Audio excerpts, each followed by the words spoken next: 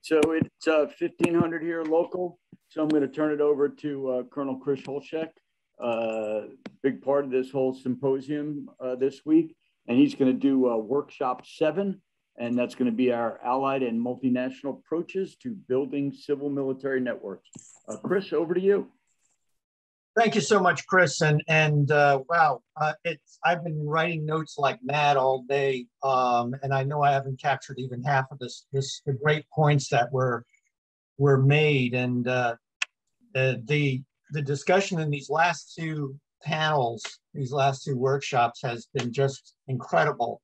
And we really have tapped into, we've touched a hot wire here. There's no doubt about it. And we are now kind of the punchline, our workshop, because this is something we've been engaged in a long time, and that is building this network at the multinational level, not just at the operational levels that were discussed earlier today, but at the institutional levels. And that's what actually facilitates the operational level coordination, because it's the, oh, gee, I remember meeting that guy thing at an exercise or at a school or something like that, or just somebody I work with. So we're moving in that direction, and that's a good sign. But it certainly should be obvious by now the value of building these networks across multinational as well as interorganizational lines, and then of course, even a bit closer to the flagpole. You got to build the knowledge from the inside out and not just the outside in. So we have a really great panel of people to help us understand, and I think this is the real thing that we need to understand is the importance of the civil affairs community in understanding our friends, as well as we understand our adversaries, or even more, we understand our friends, has even greater value in a complex operations environment, in a competition environment, and being able to go from flash to bang as quickly as possible and as effectively as possible. Because, one of the things that we certainly have learned in the last 20 years is the time to plan for phase 4, as we used to call it, is not at phase 3 Bravo. It's at phase 0. And so hopefully we can carry that forward. Great insights by General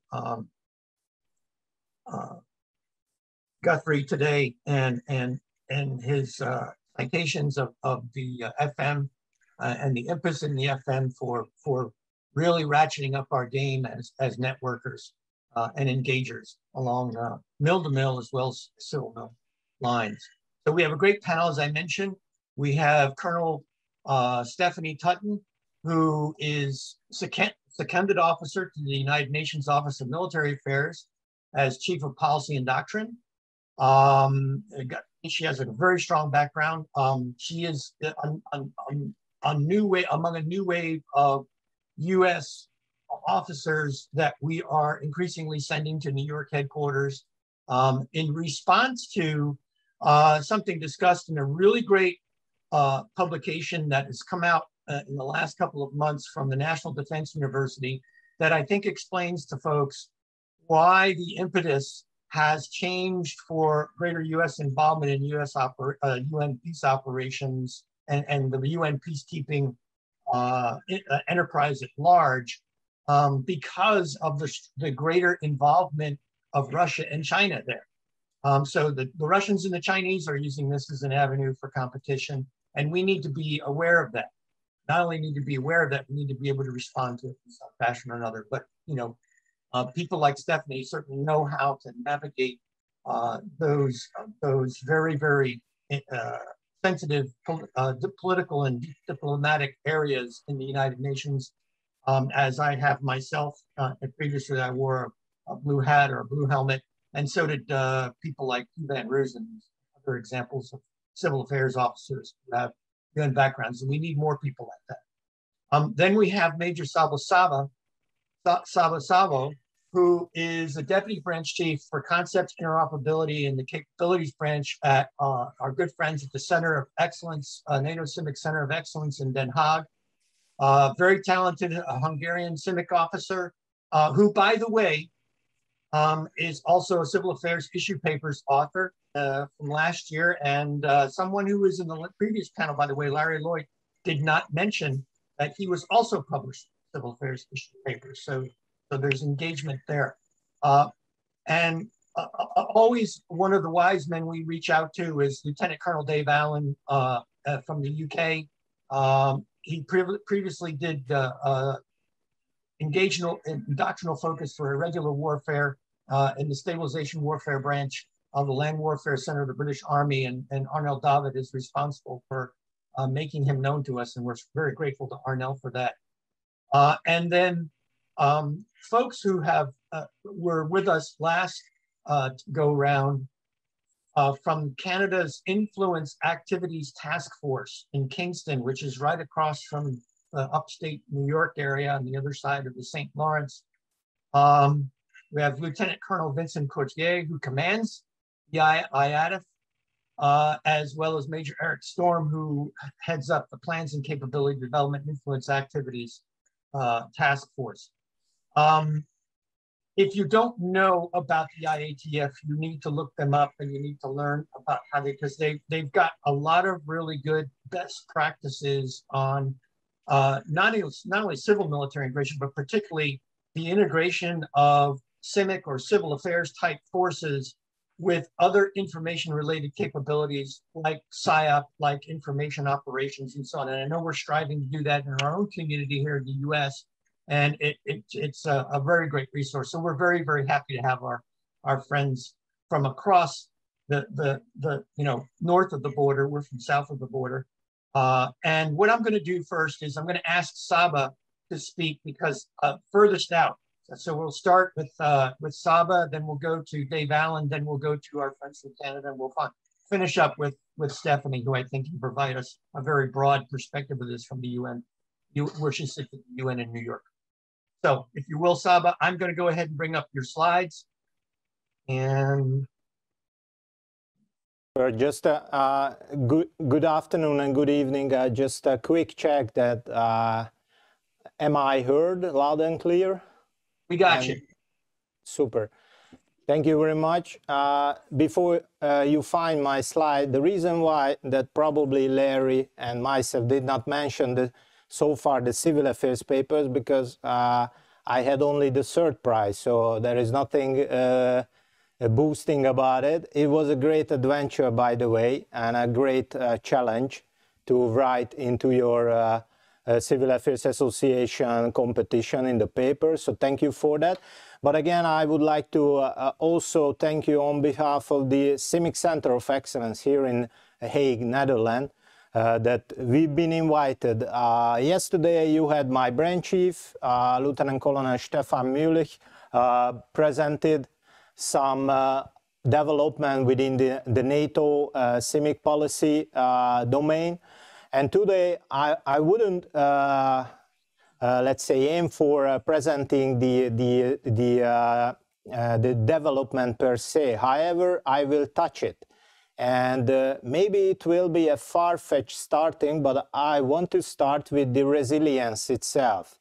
When it comes to building the global network, civil military network, I try to, let's say, approach this problem set, what Sir, you just gave us, the global civil military network, how we build up.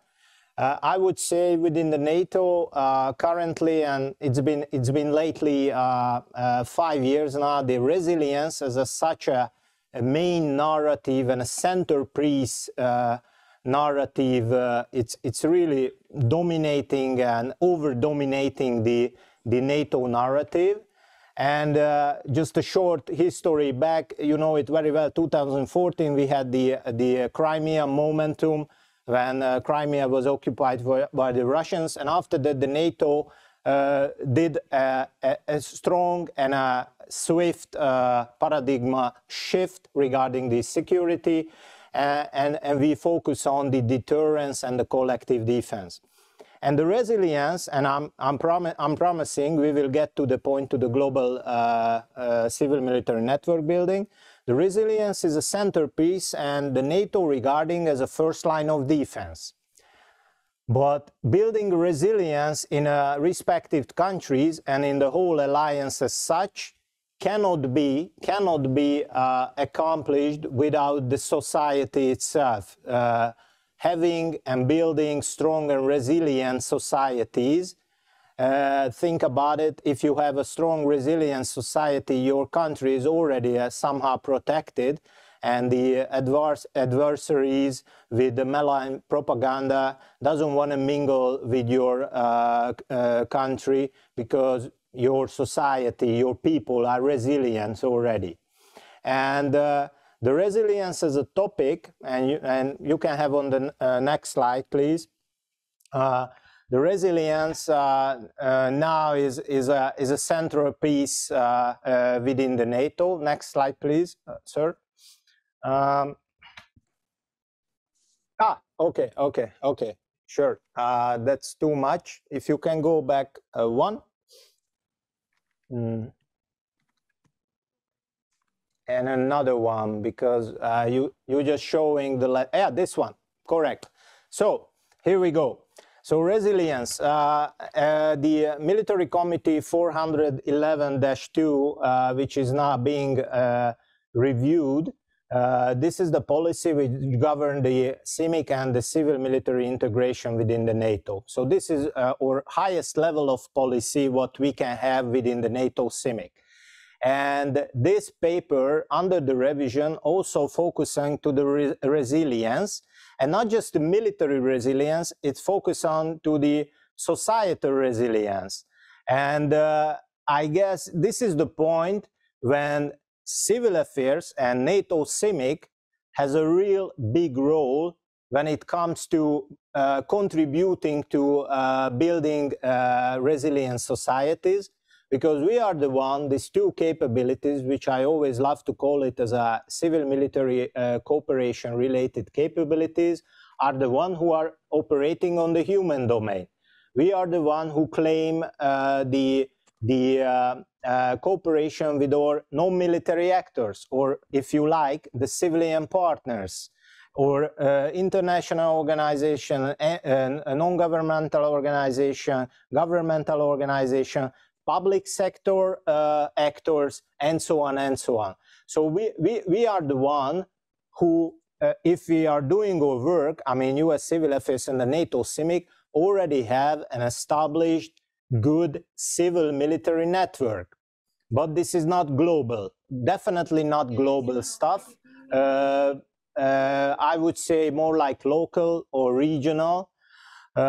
Maybe the US Civil Affairs can say or can say that they possess a global civil military network, but NATO CIMIC definitely not, because we are a little bit separated and every country has almost CIMIC and they are developing their network, but this is not connected. There is no such a network which is connected globally. Bringing into the close cooperation with NATO every non-military or civil actors into the global network. So, yeah, sorry, somebody has a hot mic. So thank you. Here on the next slide, if we are jumping to the next slide, I guess one slide is missing. Yeah. Okay, thank you. Sir, my IT guys told me you're just running a little bit too fast with the slides, so it should have been a middle slide. Yes, here we go. And this is my centerpiece. On this slide, you see the NATO Secretary General, Mr. Stoltenberg, who stated in 2020 in a GlobSec conference in Bratislava, Slovakia, that, and it was a very, very strong statement, that In today's security environment, non-kinetic threats pose as grave danger as kinetic ones. If NATO is going to be successful, its military capabilities must be backed by societal resilience in its member states. Without societal resilience, military excellence is useless. Successful resilience involves not just the infrastructure, but the people too. Both the states and the NATO need to consider how they ensure the societies are more resilient in face of potential shocks, hybrid threats, and so on and so on.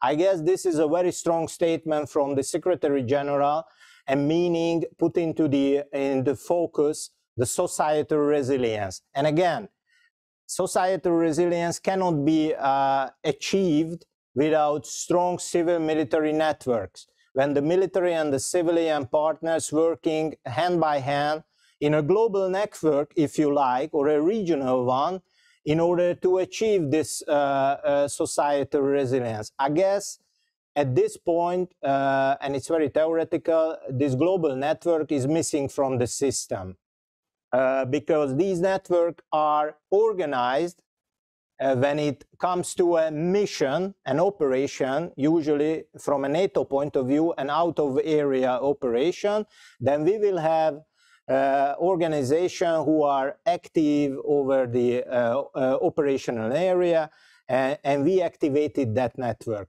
But after that, these networks not really, let's say, maintained, and sooner or later it's fade away. But now here is a good thing that within the NATO they realize that the societal resilience has to be reinforced, meaning it has to be established forums or mechanism which supporting this role, but again, without strong civil military or global network, it cannot be achieved. Next one, please. So now we went back, this is my last piece. So resilience is the first line of defense. If we take it as a main argument that resilience is the first line of defense, then we can see it easily that our civil military related capabilities, the US Civil Affairs and the NATO CIMIC has a big role into contribute to building the societal resilience. How we can do that? We are the one who claim to understand the civil environment. We are the one who contribute to the understanding by the military leadership. What does it mean, the civil environment? Who are the main player? Who are our civil military network actors on the ground? What are their organization? What are their planning procedure? What are their aims? And what their roles within the field? So we are the one who are bringing into the table this kind of expertise. So before we going for a global building of civil military network, we need to consider these things as well. And right now, as you always using in a civil affairs association roundtable discussion or symposium, I've been attending on at least 3 or 4 or even 5 so far. I'm always listen to the continuum of competition. And 3 years ago, I know it very well within the NATO that wasn't a narrative. This term wasn't really used, but now it's used within the NATO, and the policy is also talking about it, continuum of competition. But within the NATO, they think that this is coming from the peace, crisis, and the war phases. So the whole is an umbrella term for these 3 phases of the competition. And I know that from US point of view, the competition continuum is used a little bit from the perspective, not little bit, from your country. Now I'm talking about the NATO perspective, but pretty much the good thing is that the NATO also realizing that the alliance itself is a part of the competition as it is. So that's a summary from my side. Again, this is not necessarily, let's say, constitute the official opinion of the CIMIC Center of Excellence or the NATO CIMIC different level. This is my perception on the global civil military network building, that if we can have two main stakeholders, I'm pretty sure we have NATO CIMIC and the US Civil Affairs. We should be the one who are leading the way in this regard, because we are the one who has extremely deep experience how to deal with the non-military actors or civilian actors within this network. So we are the one. I guess we can claim it without any problem to be the let's say, the spearhead of this network building. Because we have already extensive civil military network. Another thing that CIMIC Center of Excellence is already also perceived itself as a hub for civil military cooperation. It's not just because we are the one who are the owner and custodian of the doctrine of the NATO CIMIC, or we are the department heads for training and education within the NATO CIMIC. We are the one also striving for being a hub when or non-military actors, civilian partners, actors find a way toward the military, toward the NATO. So we are the one in that regard. I also can recommend that we need to establish the common platform. If we go for this very ambitious global, somebody has a hot mic again. Yes, it's over now. Thank you. So if I can recommend this, establishing a common platform where these networks must be or might be synchronized and utilized effectively. Because otherwise it will be again just a network which is good to have, nice to have, but there will be no real effect or utility for us. And to be honest, if we are building such a network, this can be also a very important tool countering any hybrid threat. Think about the resilience part, which I started with my slide, the resilience itself. The whole resilience and the answer from the NATO side for building up resilience, it's triggered by the hybrid threats after 2014, and this is a answer for the hybrid threats, how the NATO react to the hybrid threat, building the resilience itself. And this global civil military network can be also a sub-tool for countering the hybrid threats. This is my, let's say, closing my side. These are my portion, again, not necessarily constitute or align with the CCOE official statement on this topic, but this is coming from my side.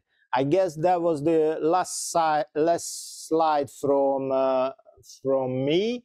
So, sir, I guess we can close the slideshow, and I'm open for question, or I'm waiting for the end, and I'm open for the question when the session is basically done.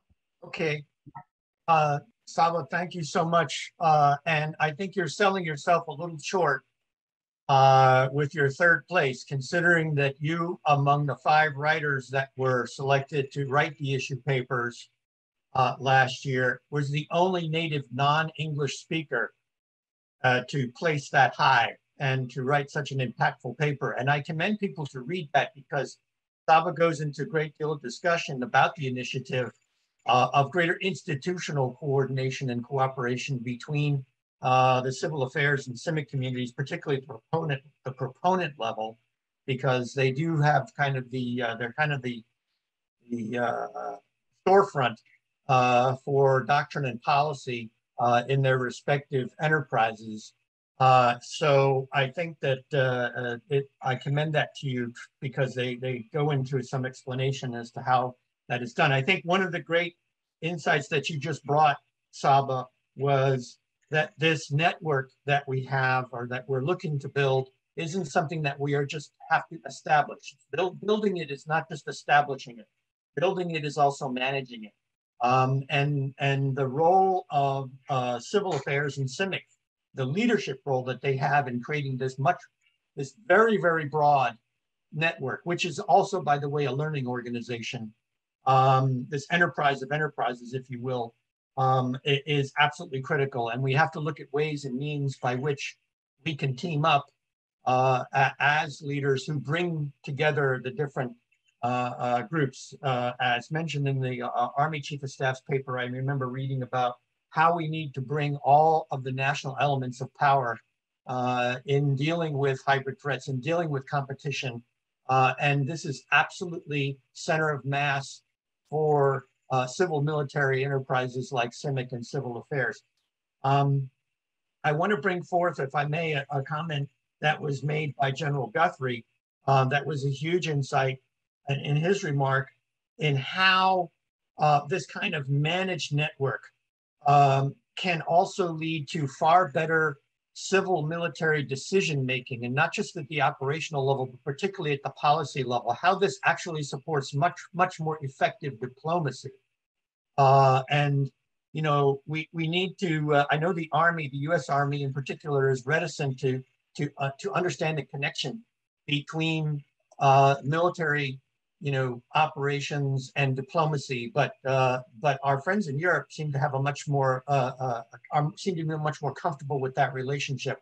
We like to call ourselves warrior diplomats in civil affairs, and rightfully so. But our friends from across the pond, who are much more comfortable with this than we are, can maybe help us understand this better. I also want to, and Csaba, I'll take the right as the moderator to ask you kind of the first question. This discussion of resilience, I think you're tapping into something here, and you know I'm on the NATO Resilience Working Group, as a way to bring like-minded organizations together to combat these vulnerabilities and threats that we're all facing, both inside our countries and among our countries, from networks that are supported by adversaries like Russia and China, who look at weakening our systems. Are you giving any thought as you put this, as you finalize the policy for civil military interaction and for comprehensive approach, and for CIMIC itself as the way to implement those things?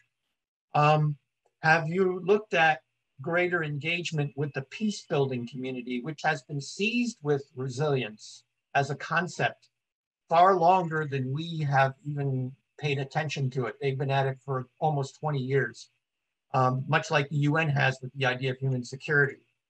So greater institutional relationships. Could you give us some idea of what the thoughts are from your side of the Atlantic on building those networks with the peace building organizations who have been at this for quite some time and have a lot of expertise in it? And after all, at the end of the day, are ultimately responsible for helping to build civil society.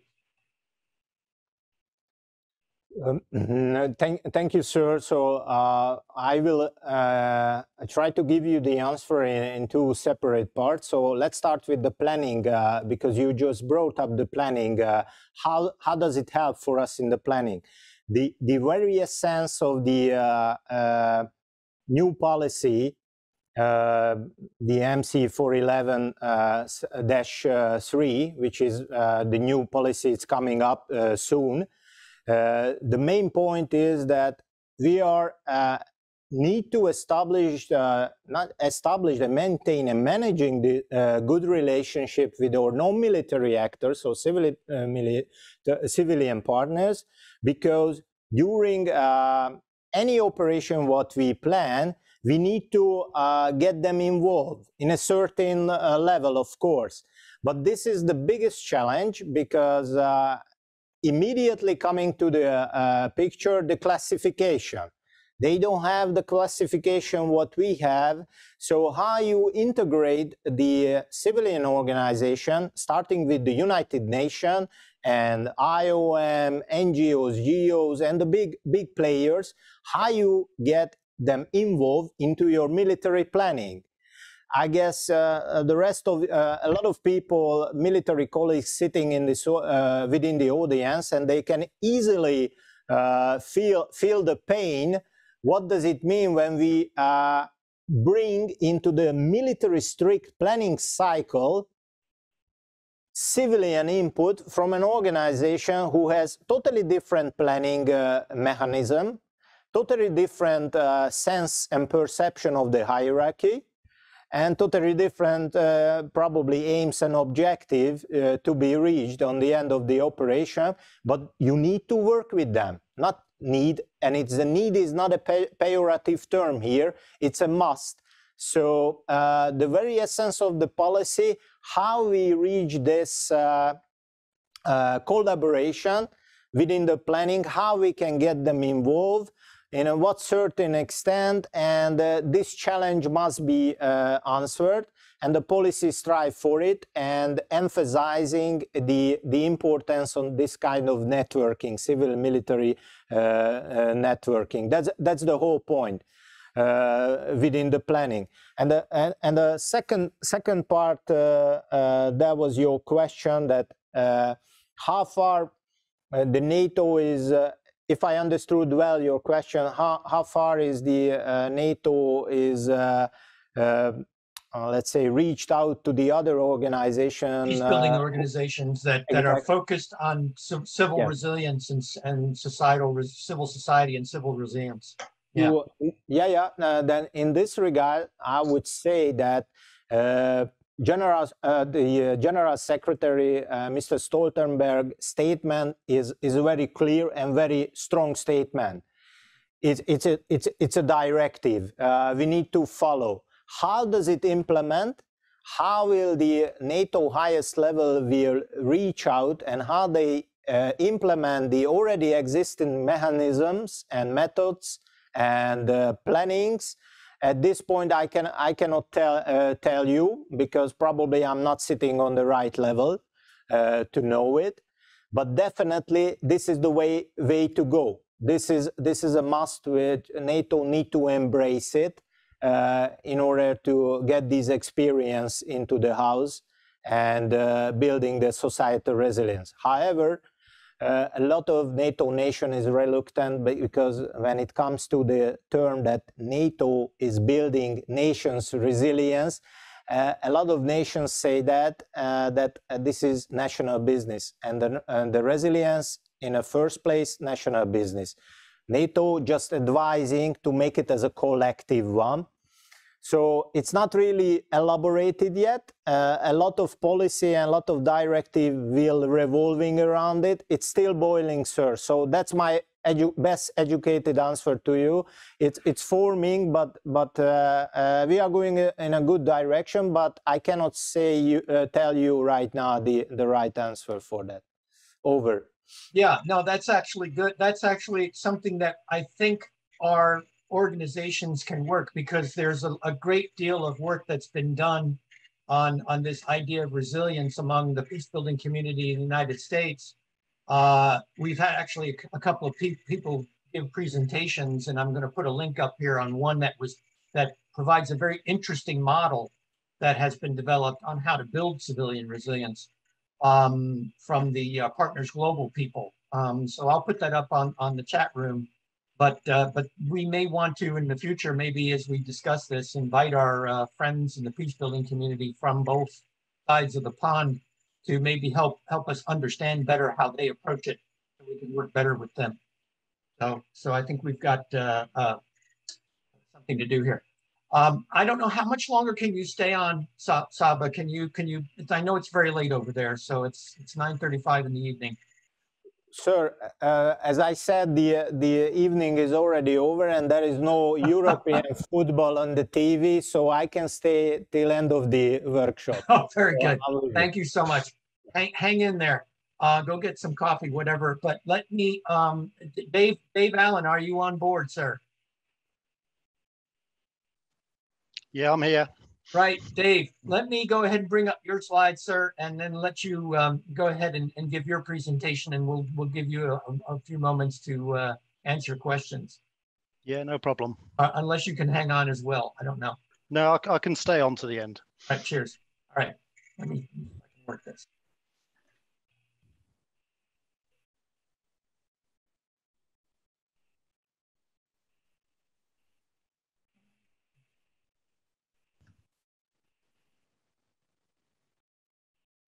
Right. The hang of this.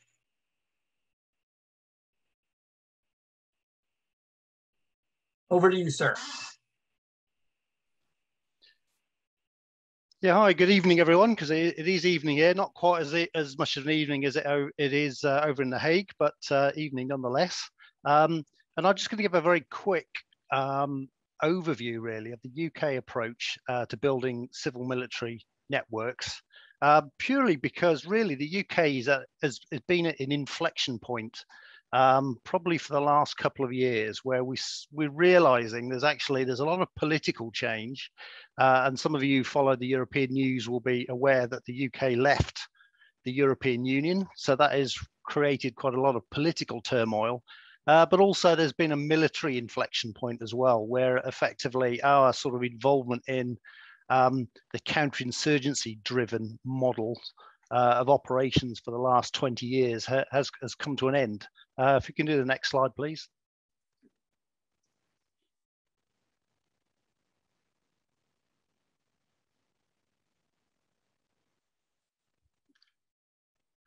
We've been subject to pretty much the same forces as everybody, really. There's sort of the re-emergence rather than emergence, probably, of great power competition.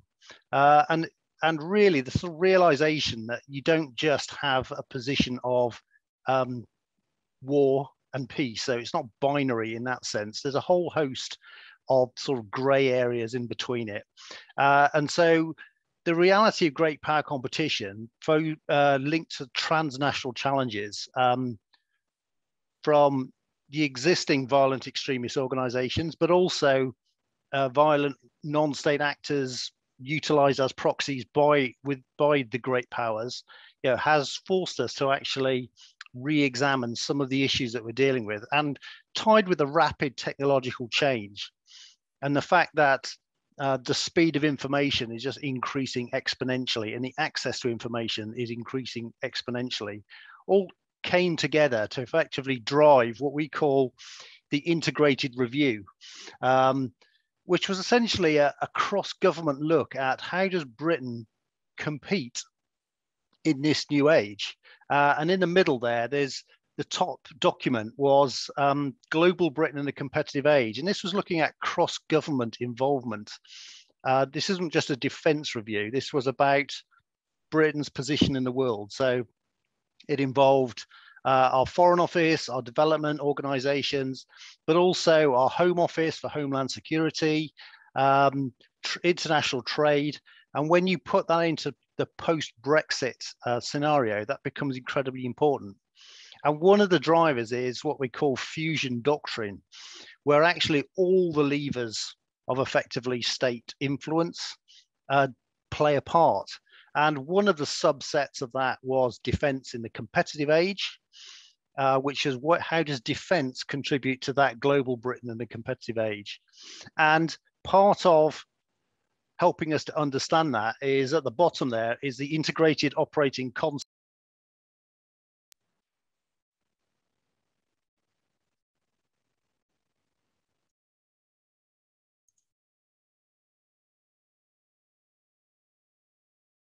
Dave, you still there? Unmute yourself, Dave. So the moment, can you hear me now? You're good. Oh, you got muted again, Dave. Yeah, I think my screen just went blank then for some reason, but hopefully you can hear me now. You're good, mate. Yeah, and one of the things that came out of it was the integrated operating concept, which was our way of trying to understand that competition continuum. And that was one of the drivers in transforming the British Army, which is the Future Soldier Project, which you can see over on the right-hand side. If you can go for the next slide, please. Some of you may be familiar with the integrated operating concept, which has now become the integrated operating framework. And is our way of understanding the competition continuum. But the critical thing is that the integrated operating framework is about layers. It's not necessarily, once you move from protect into engage, you stop protecting. And when you go into constrain, you forget about engaging and protecting.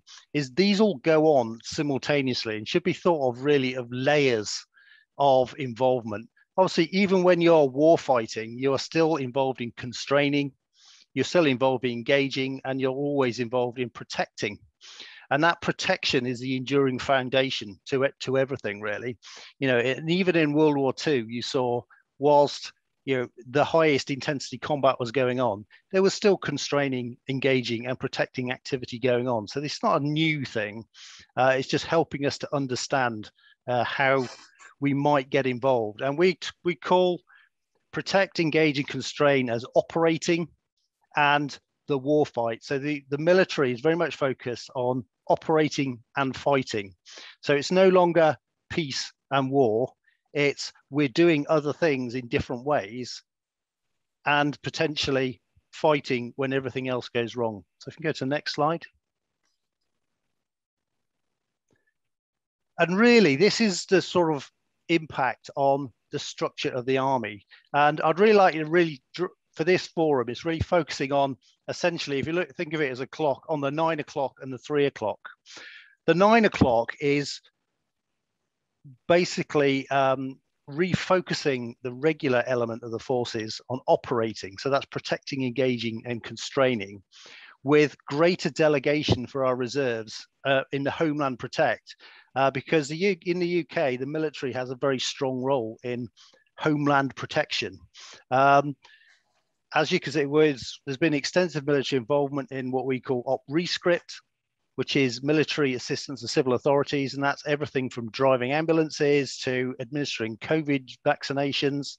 And even during the Olympic Games, we were providing venue security forces at all the locations. So there's a long tradition of UK regular and reserve manpower being used at the civil military interface within the UK. And if you go to the 3 o'clock position, it takes us out to forward engagement, where we've created an Army Special Operations Brigade, which roughly equates to the sort of job that your Special Forces groups might do, and Security Force Assistance Brigade, to really get involved in that engage and constrain space, actually where global great power competition is happening. And one of the critical things to deliver that persistent presence are global hubs. And if we can go on to the next slide. And the UK has a truly global footprint, is pretty much the span of the British Empire. There's always little elements of it still remain. And we have a global hub effectively in each of your combatant command type areas. We've got long relationships with Oman, Kenya, Brunei, Belize, Germany, and we have smaller outlets around the world that provide useful staging bases like Cyprus, like Gibraltar, some of which are more or less controversial. And one of the points that was brought up in one of the earlier presentations, there are some areas where being British has a lot of baggage. In the same way, there's areas of the globe where being US has a lot of baggage as well. And actually, this is where global cooperation probably comes in. There are areas where we could have more influence indirectly by working with partners, because there are places in the world where there is a bit of baggage, particular areas like Kenya because of our the Mau Mau rebellion back in the 1950s and 60s. So whilst we have this presence, it is something that has to be nurtured. It doesn't just come naturally, because sometimes you're having to overcome a lot of suspicion. And if you just go to the next slide, please. So really our approach to building civil military networks is really, we're relearning what we sort of knew already. Is back in the 1960s, we had a defense review which basically pulled us back from effectively east of Suez. So we reduced our footprint in the Pacific to virtually nothing. But we have now realized that actually we need to have that increased forward presence. And part of rebuilding that relationship, you would have seen with our carrier strike group, which included US assets, and there were actually embarked US Marine Corps F-35s on that carrier, were part of that. And because we are a small force and getting smaller, it's literally, the British Army is half the size of when I joined it. So we have to leverage everything we can. So we're more integrated. We're using the forward presence, because in civil military networks is you have to be there. You can't just do it by remotely. You have to be there on the ground. You can bring standoff effects to bear, but you do have to be there in some way. And those persistent presence networks are not a given. You have to continually engage and nurture them, because some of them have been allowed to go fallow over the years for various reasons, but we are now concentrating on effectively strengthening the old ties whilst building those new relationships. So we're spreading the force quite thin, but we're doing it forward, but enabling them with more standoff capabilities, because essentially we can't do mass anymore. So we have to use what we have in a more intelligent way. And actually, civil military networks are vital to delivering that persistent presence. And I think that's my last slide. So back to you, Chris.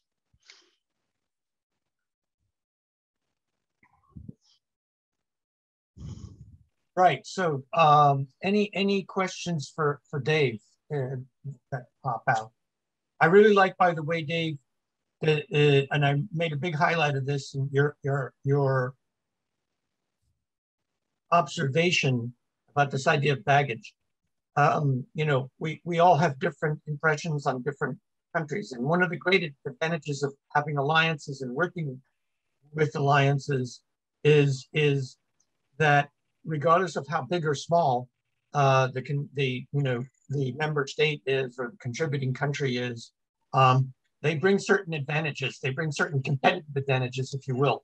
And one of them is this idea of gaining access and influence, which is really what helps give you positional advantage, what we call positional advantage in competition. The reason, and I learned this a long, long time ago when I first came to Europe in the early 80s, is the reason that one of the big advantages of our smaller allies is they go by much less notice than the Americans. When we pop up somewhere, usually people kind of notice, but they may not notice the smaller allies. So they may feel more comfortable with them because they don't have just the bigness of who we are is in and of itself can sometimes be an inherent disadvantage, especially when it comes to gaining access and influence. And so working closely with our allies enables us to get that access and influence in areas where we could maybe not otherwise get to. And then it's combining those different things that I think gives us the effect. And this is when I believe that when General Hooper was talking about this last year, about the idea of one of the great advantages that the Western Alliance has over its adversaries, its great power adversaries, and we know who they are, is that we have this alliance system that falls way back many generations, and we share these values. And as Ryan McConnell mentioned earlier today, we're from democratic societies where we can actually whip up initiatives and ideas more or less from the ground up in a way that our adversaries can't, because they're more or less top down. And we work from the bottom up. And I think that also is an inherent advantage in competition. So just some comments on that. Again, very grateful for your presentation, but you can hang around a little bit longer, right? Yeah, no problem. Okay, no worries, great. Let me then turn to our friends from north of the border. And Vincent, you are online, I believe.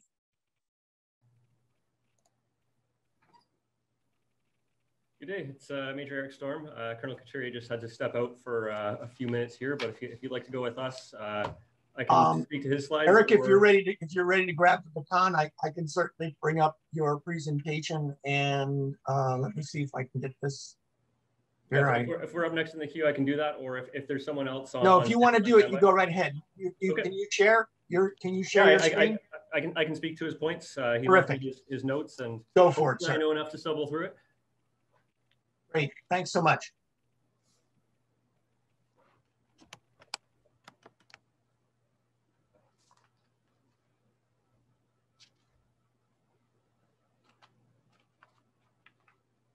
All right. I don't see any slides showing on my screen yet, but I guess someone can let me know when they start seeing them. You have the share screen function at the bottom there. A green arrow, a green icon right in the middle of the bottom of your. You don't have that? Did you have the slides that we sent you, that Colonel Couturier had sent you? Let me see. Let me bring it up then. Give me a sec. Standard Canadian problem. I'm working off of his computer and it's in French and I don't speak French. You're admitting that. My God. I was born on the West Coast. That's yeah. So that's not the same requirement, yeah, as it is on the east side of Canada. Yeah. Chris. You did send it to me. So it looks like you're gonna have to push them because we don't have the share screen option on our side.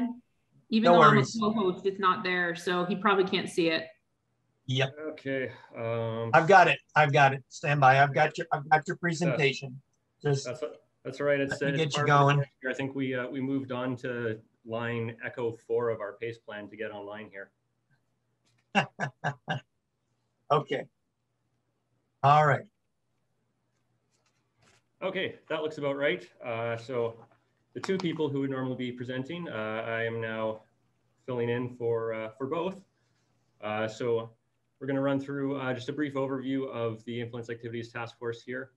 And speak to some of the structural reforms that we're going through across the capabilities of CIMIC and SIOPS in the Canadian Army that IATF has a big part in as the functional center of excellence and input to force structure, and tying in how it relates to civil military networks and giving those a stronger support. So we can move on to the next slide, please.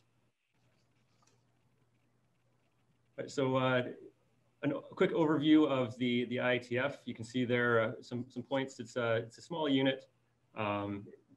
Realistically, you're looking at about 30, 35 people on ground, of which once you strip out the support staff, really there's about 20 people that can potentially go out the door. And that was created about a decade ago to preserve some of the lessons learned from Afghanistan primarily, but also ongoing with CIMIC and SIOPS. And it is the sole full-time CIMIC and SIOPS capability in the Canadian Armed Forces. All other CIMIC and SIOPS is held entirely in the part-time reserve. So it's an interesting structure and has some challenges. The mission for the unit itself, you can see on the screen there, there's a few specific points.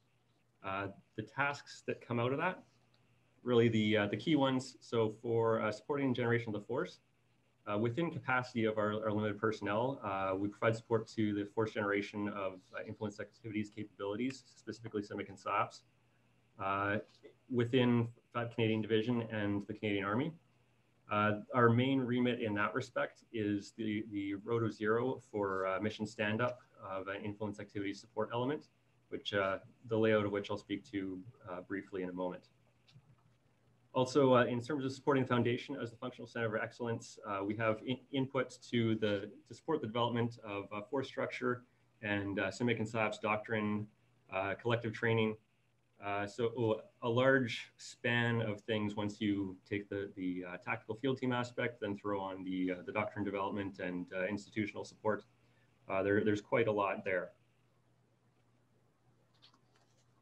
So our tie-ins range basically from the tactical of our own teams and the part-time field force all the way up to CJOC, the Joint Operations Command, and also the strategic joint staffs, the staff straight to the Chief of our Defense. Also included is advising the force through the Director of CIMIC and SIOPS. We provide advice on the capabilities to the Canadian Army and Canadian Armed Forces, maintained and developing a relationship with non-government organizations, OGDs, all the range of fun CIMIC and civil affairs connections. And really in terms of maintaining the civil military networks, that's the heart of it. The struggle we have is with the limited capacity and structure, it ends up being a case where we want to do more and know we need to do more, but it's just a matter of being stretched so thin that unfortunately it ends up being a case where the squeaky wheel gets the grease, and every now and then we end up having to having a realization that a relationship that we should be maintaining is faltering. So there are some changes that are upcoming with structure that hopefully we can address some of that, both for the part-time reserve forces and the IATF. Next slide, please. Can we get the next slide there?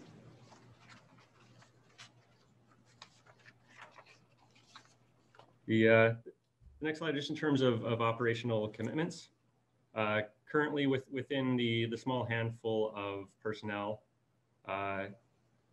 we currently have within this year three people on and off through Op Reassurance in Latvia, one in Africa in the Congo, and we also have 7 on standby currently for support to Opcobold, specifically with regards to some refugees moving through there. In prior years and coming up, we have had and will have presence in the Middle East and some other African areas respectively. So it'll be an ongoing remit to that for our unit specifically. And in addition, any CIMIC specifically, but also currently SIOPS, force generation. For excess positions, we rely on the part-time reserve divisions to fill those.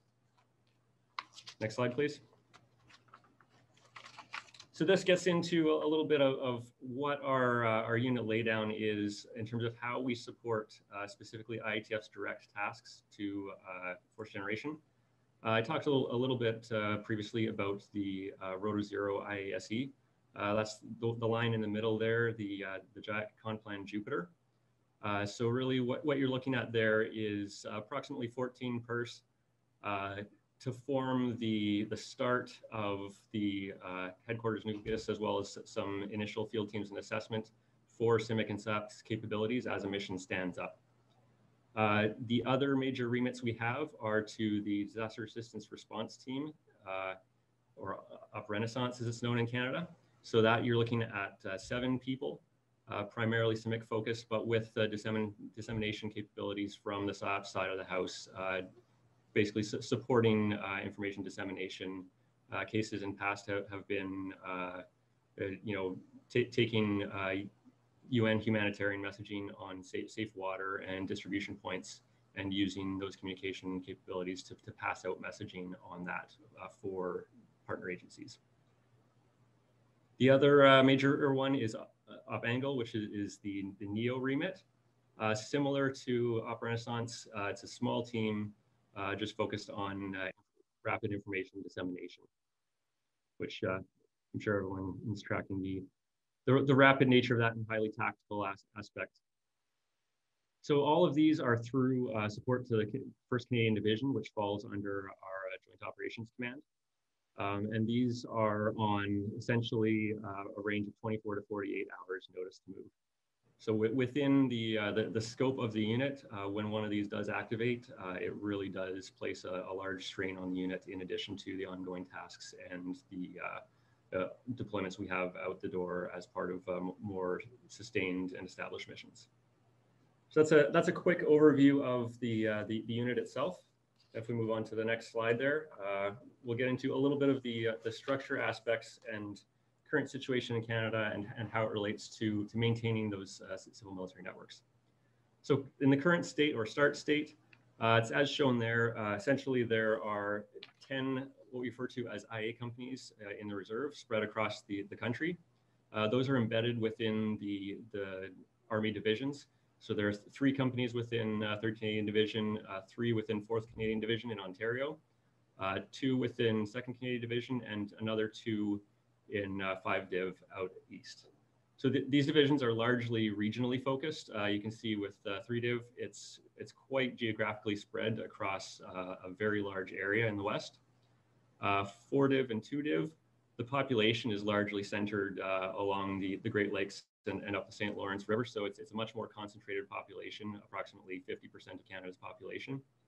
And then 5 Div, while most of it is focused on the Atlantic coast, IATF and a couple other units, electronic warfare and intelligence, are under the Canadian Combat Support Brigade, which is actually headquartered in Kingston, Ontario. So we're a little bit geographically confused.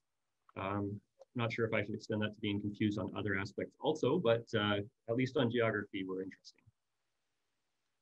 So what this introduces is some benefits and challenges in terms of networks, primarily in the reserve context for the IA companies. It does have integrated CIMIC and PSYOPs components within those companies, and it also draws from the existing Army units. That's where the recruits into those companies come from, trained soldiers in reserve units. So there's already that embedded connection to the local communities and presence there. But it does have a challenge of decentralized C2, and because of the part-time nature and the training requirements for both CIMIC and PSYOPs capabilities, there's not a whole lot of time left over for people to maintain active, engaged networks with the regional and local representatives to be ready for domestic operations. On IATF side of the house, we have combined CIMIC and PSYOPs capabilities in-house, and as referenced, we are very small size, which does limit our ability to dedicate efforts to networking on top of all the operational commitments. So that's the current state in terms of benefits and drawbacks. If you move to the next slide. Essentially, over the last 2 years, and especially within the last year, there's already a review initiated and some planning guidance that has been given by the Chief of Defense Staff and our Army Commander on how the direction of CIMIC and PSYOPs we're going to move. The urgency of that got pulled a little bit forward in the recent year with some training incidents related specifically to the dispersed nature of the IA companies and the challenge in having strong oversight of training. Obviously, there are risks with just perception-wise in terms of the combination of PSYOPs and CIMIC, while they do have a lot of interrelated functions and play off each other or quite well. In terms of restrictions and when they can be brought to bear, particularly in the domestic context, there is risk if there isn't strong C2 over the capabilities in terms of how it can be perceived. And there was a training incident with that which initiated some urgency for the direction on related capabilities. Specifically, specific guidance, again, confirming PSYOPs in Canada as focused purely on expeditionary operations and restricted from domestic employment.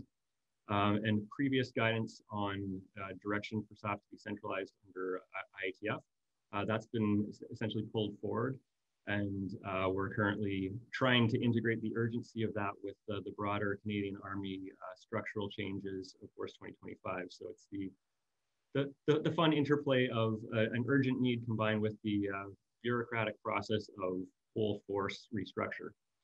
So that's an interesting challenge. But what it does do is it does introduce some opportunities in terms of ability to optimize our forces to better support the networks that we have to maintain. If you move to the next slide, please. So the future here, I have a little asterisk there because this is highly conceptual at this point in time. We're in fast and furious talks with our land force development and also some talks in Ottawa, briefings to commanders and all kinds of fun concurrent activity. But the current concept with details to be hashed out with a lot of staff effort. Solid commander's guidance right now is that the IA companies out in the reserve divisions are going to be transitioning into a CIMIC focus. So essentially taking the rough CIMIC capability embedded within IA companies and transitioning them into a pure CIMIC unit or subunit, you're looking at a range of approximately a CIMIC company per division. What these companies will look like, there's going to have to be some flexibility regionally across the divisions. Primarily, again, with looking at 3rd Canadian Division off in the west, there's a significant geographical consideration, which is not nearly the same extent as in some of the other divisions.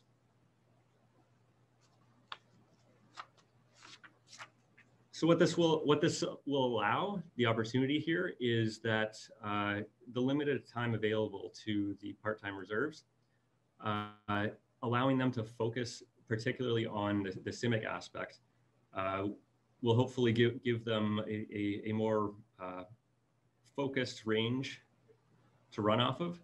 So train requirements narrow a little bit, and that provides opportunity for a more focused approach also on support to readiness in terms of domestic operations to territorial brigade groups and the domestic response companies that will be responding to things such as forest fires or floods or snowstorms that we've had in the past.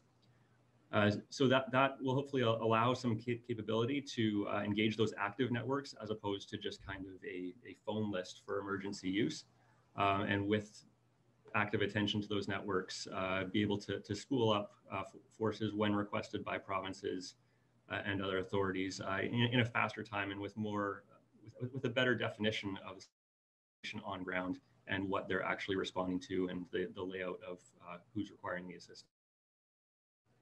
What this means for the Influence Activities Task Force, in terms of our core tasks, we'll be retaining the current remits of support to the con plans, the FCOE tasks, but the command and control of the PSYOPs components previously embedded in the IA companies, command and control of those is anticipated to fall to us unless there's a drastic rejig of commanders' planning guidance on that.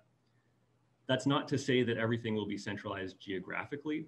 However, unifying the command and control and also the ability to manage some of the positions in terms of their part-time nature versus full-time, and some flexibility in relocating limited aspects of the PSYOPs force will give us some flexibility by being able to leverage those more directly as opposed to having to go through a number of formations in order to get direct support.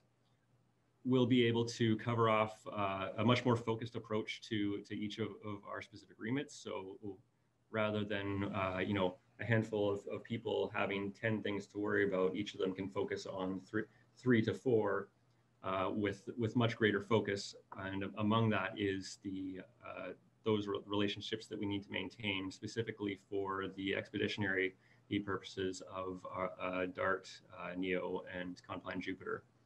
Support to 1st Canadian Division and our joint operations.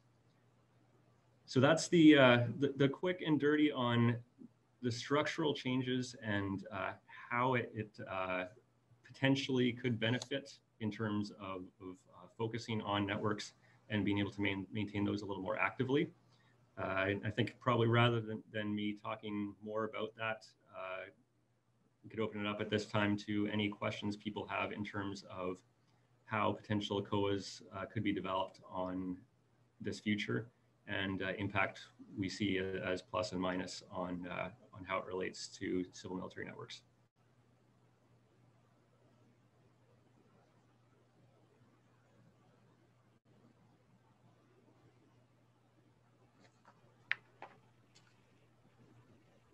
Great. So, I'd like to do this, if I may, or you can hang about for a little while longer, right?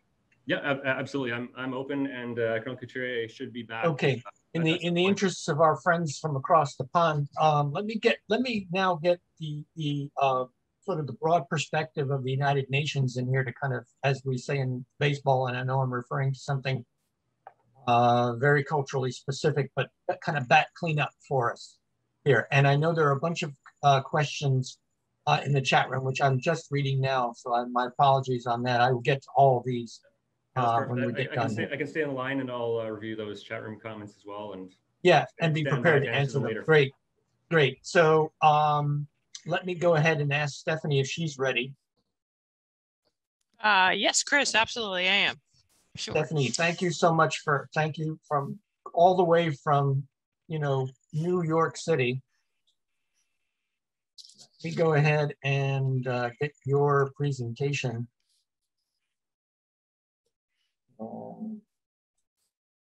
Okay, so while Chris is pulling up my slides, so as he said earlier, I'm Colonel Stephanie Tutton from the U.S. However, please understand that I am secondant to the United Nations, so I actually am representing the United Nations. And I have been here with the Office of Military Affairs, which is part of the Department of Peace Operations, for about 18 months as the Chief of Policy and Doctrine.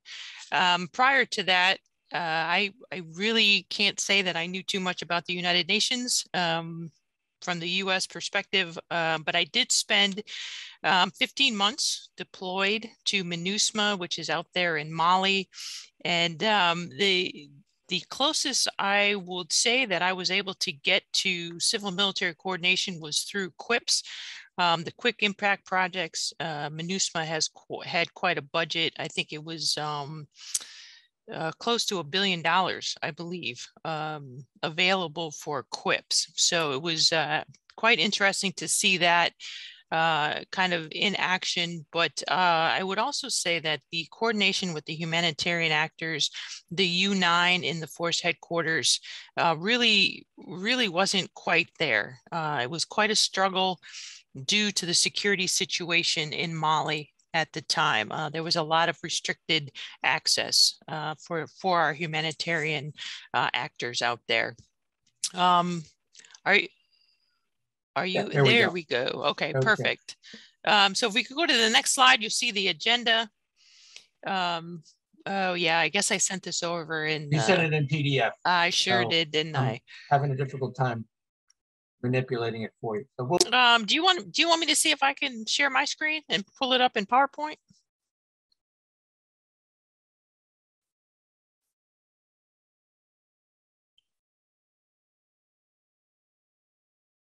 Okay, well, Chris, I'll keep going.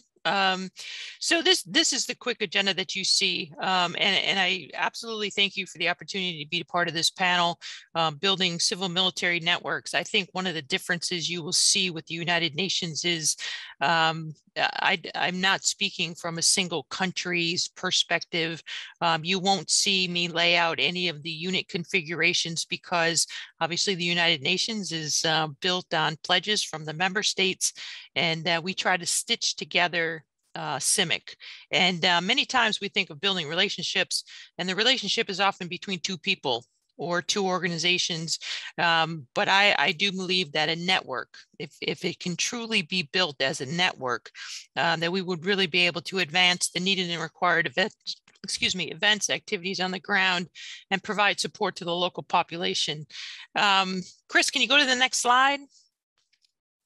Actually, can you go about 5 slides? I sent you my slides out of order. So if you could keep going, I'll tell you when to stop. Next one. Can you go to the next one? Yeah, right there. That one, sorry, back up just one. Sorry about that. It was my fault. I sent them in the wrong order. So as we know, UN peacekeeping has been facing increasingly difficult challenges. For example, as many of all of us are aware, the impact of the ongoing COVID-19 pandemic has affected almost every area, sector, region, country, and I could go on. The list is there. But UN peacekeeping also has challenges daily on the safety and security of UN peacekeepers, understanding and clarity of the complex mandates that are there, and the political support and influence that is part of the UN environment. But peacekeeping requires collective action, and partnership, engagements, and networking are absolutely essential. And just to set the stage a bit, and this next statement is a little bit out of context. I wasn't quite sure who the audience was, or I wasn't paying attention. So I hope most of you understand the basics of the United Nations. But currently there are 12 peacekeeping operations led by the Department of Peace Operations in the UN. There are some peacekeeping or peace support, which is part of DPPA, which is the political operations. And we are working very hard here through my team to ensure that the TCCs understand CIMIC in the UN context. And we are targeting that pre-deployment training, which is in the months leading up to a deployment. So 8 weeks, 6 weeks, 8 weeks prior to a member state pledging a contingent for a peacekeeping mission. So now, Chris, if you can go back to that one that has the circles on it. Yeah, right there. So just a simple look at this from basically a top to bottom linear approach. Oh, perfect. At the top of the slide, you see that first bubble, and we are working to ensure clear guidance and policy in many different areas, but that's that red there with DPO. That's kind of the little box that I sit in. And from my perspective, which obviously would come from the military or the uniformed component, we have the military doctrine, but we also have the cross-cutting issues such as human rights, environmental management, protection of civilians, and key to these is the understanding of the civil-military coordination mechanisms, as well as the CIMIC work that is done by multiple different entities. The second bubble there is to indicate where the guidance is filtered through to the respective mission or threat or situation on the ground, where the information is clearly available to identify where the vulnerable parts of the population are located. Also, what the Security Council peacekeeping mandate identifies as tasks, that's also part of that particular bubble. And then finally, at the bottom, you see the entities that are the capacity and the capabilities to support the goals and objectives, the missions, the tasks.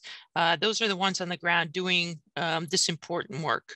And one thing to remember is the distance between that top bubble and that bottom bubble, which is New York and the Security Council, all the way down and out to the contingent or the team or the person that's actually on the ground in these areas that are unstable. The tighter the linkage or the better the coordination, obviously, or potentially will translate to better achievement of effects on the ground. However, that distance sometimes runs us between difficult and nearly impossible. So if you go to the next slide, please.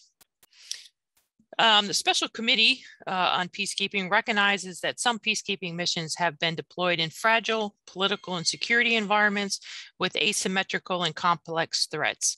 In this context, the Special Committee recalls its request for the Secretariat to develop a more cohesive and integrated United Nations system for situational awareness. The UN's military component's primary role is to provide a secure and stable environment within which humanitarian or development actors may carry out their activities. That statement is very important. That gets repeated many, many times in the forums and in the meetings and discussions where we are talking about CIMIC. Support to the political process and long-term social stability, including through the delivery of the rule of law, governance, governance. Development activities are primarily the civilian functions, and the military needs to understand these roles and responsibilities of, and it's a very long list, of the UN mission components, the SSR, the DDR offices, human rights, the host nation military and disaster management support mechanisms all play a role in UN CIMIC, as well as the UN mission partners, the UN agencies, funds, and programs, and then, of course, the international non-governmental organizations, and then the non-governmental organizations as well. So thinking back to that last slide where we took that linear look from top to bottom, seems pretty easy. Goes from Security Council all the way down to the action on the ground. But the entities that I just mentioned, the military components need to understand where all those organizations fit in and around that very basic linear order to truly understand and properly understand the context of UN CIMIC. So now if we could go to the, I think it's 2 slides. Yep, to the terminology slide there. We currently have the UN CIMIC policy for the military component in staffing right now with the Undersecretary General of DPO's office. And one of our emphasis points inside of this policy was to ensure the proper use and understanding of terminology, where we define cooperation as working in a common effort to fulfill this the Security Council resolution mandate with all the mission components. Collaboration, the action of working closely, visibly, side by side, or hand in hand, for a way to say it, in a team effort to achieve a common goal, and possibly also with the host nation military. And finally, coordination in the humanitarian context is to be understood as achieving a mutual agreement in a facilitation process to ensure appropriate division of responsibilities. But it does not encompass tasking, managing, or giving orders or direction. This definition for coordination is based on the humanitarian principle of operational independence, which encompasses and recognizes the independence of humanitarian actors. And I think it's that last phrase there, the independence of humanitarian actors, that is very, very critical to understanding for the UN context.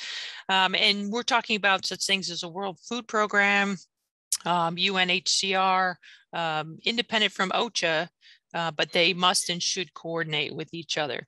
So next slide, please.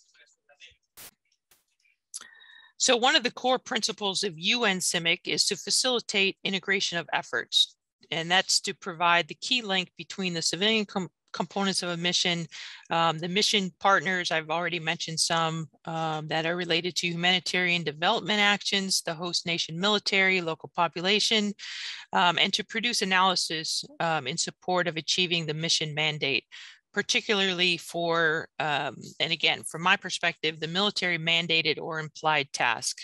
And we must remember, UN OCHA is not responsible for security matters. So go to the next slide, please. This slide continues to identify some additional UN CIMIC principles, and we're looking for that comprehensive civilian operational picture, the creation of an enabling environment for both the military and the civilians, and of course, that common end state. Next slide, please. So the next 3 slides, we've identified some of the tasks that show up as responsibility of the military contingents. In routine operations, it is not the role of UN CIMIC or any other military unit or formation to conduct humanitarian needs assessments, analysis, or to do those operations. Instead, UN CIMIC works to develop a civil operational estimate, which encompasses an analysis of the possible effects of UN military peacekeeping operations. So this includes the aim of minimizing the impact of civilian actions on military operations and minimizing the impact of military operations on the civilian actions. So some of the tasks looks to develop an up-to-date and accurate comprehensive civilian operational picture. UN CIMIC supports the establishment and maintenance of a coherent real-time understanding of the mission area to support both planning and operations of efforts for the mission. Provides analysis. However, the analysis is generally focused on early warning indicators, risk and threat assessment, contributes to the overall planning effort. And this includes sharing that Civ OES with all respective branches, UNPOL, mission components, and of course the integrated mission partners that I had mentioned earlier, and also to help identify risks and opportunities, particularly with respect to the safety and security of the host nation civilians. That's where the protection of civilians comes in, and all UN peacekeepers. Next slide, please. A very key task is to coordinate and liaise and to list out just a few entities within the mission. And I think I probably missed a build here, but some of the entities within a UN mission, the JOC, that's the Joint Operations Center, the JMAC, that's the Joint Mission Analysis Center, the MSC, which is the Mission Support Center. You can think of kind of the logistics, the engineers, that type of thing. But it's coordination liaison with those entities, UNPOL, UN civilian mission and staff components, the military public information officer, the strategic communications cell, the host nation military. I've mentioned that a couple of times. Of course, that would absolutely have to be through the appropriate channels. OCHA, the humanitarian affairs officer, UN SIMCORD. I've already talked a little bit about the UN operational agencies, funds and programs, and the list continues, and these entities are added and subtracted throughout the duration of a UN mission. So next slide, please. And just as a quick introduction to civil assistance, which is to support the function that includes basically three types of related activities: to provide life-saving supplies and assistance if no other political authority or humanitarian or development actor has the access or the ability to do so. So remember, please remember, I'm looking at this from the military perspective. Second, to provide support to the civilian population and authorities. Community support projects are part of that. And finally, to support in the operational context, alleviating human suffering. And that's also to provide support through the humanitarian or the development actors. If possible, that type of support is to be executed upon their request and the military's ability to do it. And it should be limited in time and space and within the military means and the capabilities, and used only as a last resort, which always makes it quite interesting. Next slide, please. So looking and I'm almost finished, so we can get to some questions, staff and liaison structures for the military in the force headquarters. The U9s play a very, very key role in the integration for the units, the personnel on the ground, up through the sector commanders, through the sector headquarters, and then into the force headquarters, and then across the mission to the civilian side to ensure that the integration is there, the coordination is there, and the U9 should be absolutely involved in the military planning process. Next slide, please. On this slide, you'll see some of the challenges. I've already mentioned some terminology. We tried to address that in the policy. There's obviously many different organizational cultures within the military or within the United Nations due to all of the different member states, all of the different national military cultures that are part of a peacekeeping mission. Right there in the middle, where I talk about the chain of command, very, very interesting. The dynamic related to C2, the military has a chain of command. I think most people are familiar with what that is, but there's also the mission side that the military must remember to report to, which either supports or hinders that integration and that coordination. Next slide, please. So that's really what I have for you.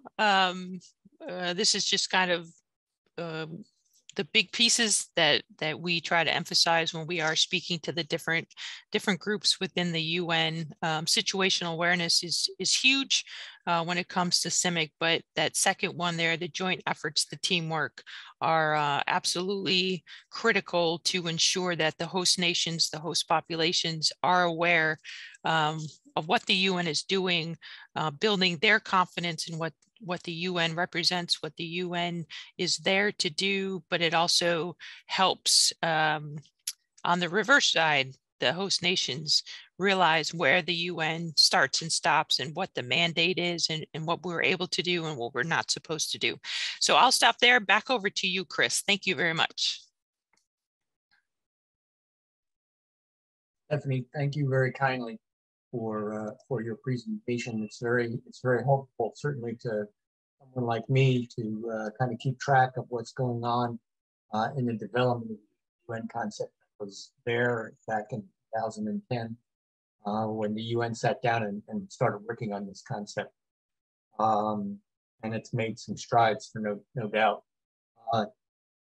There's a couple of comments I'd like to make. One is that for specific to Stephanie's presentation, is that for those of us who are more or less among the uninitiated in our understanding of United Nations operations, the critical structure here, the critical model to understand is the UN integrated mission concept, which has been in development for the last 20 years and refined over time.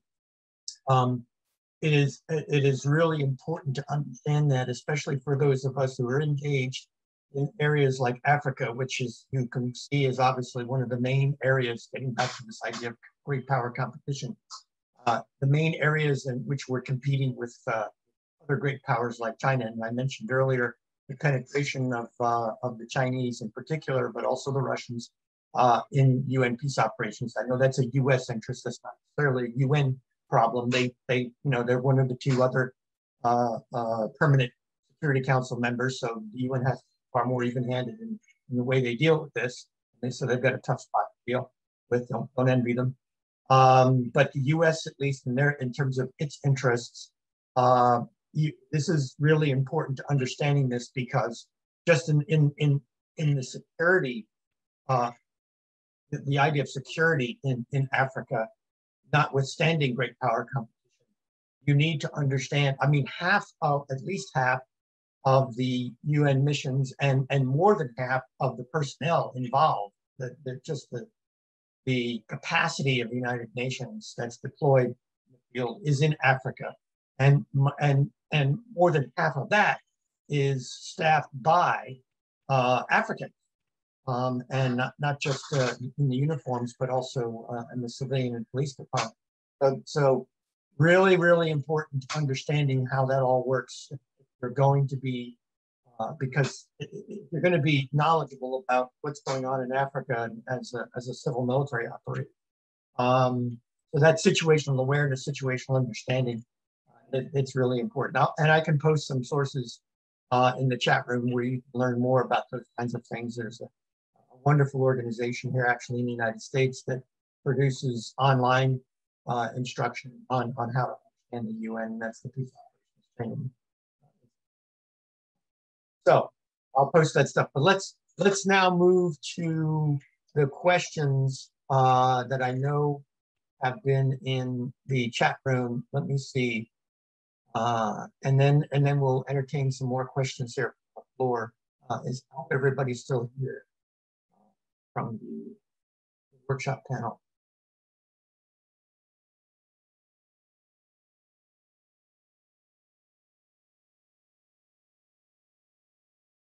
Yeah, a question here for Dave. Dave, I'd like to ask about the expected ISR effects that the 3rd Human Terrain Reconnaissance Squadron would bring to both ISR and SOC. Specifically, what types of knowledge, engagement, capacity, and influence capability would result? And then here's another one for you, Dave. You might as well take this.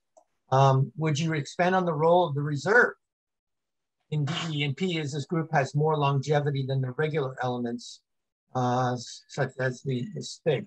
Or will they evolve so that soldiers and officers will be posted in their battalions for longer periods or return later in their careers? That is, will there be a DE career structure?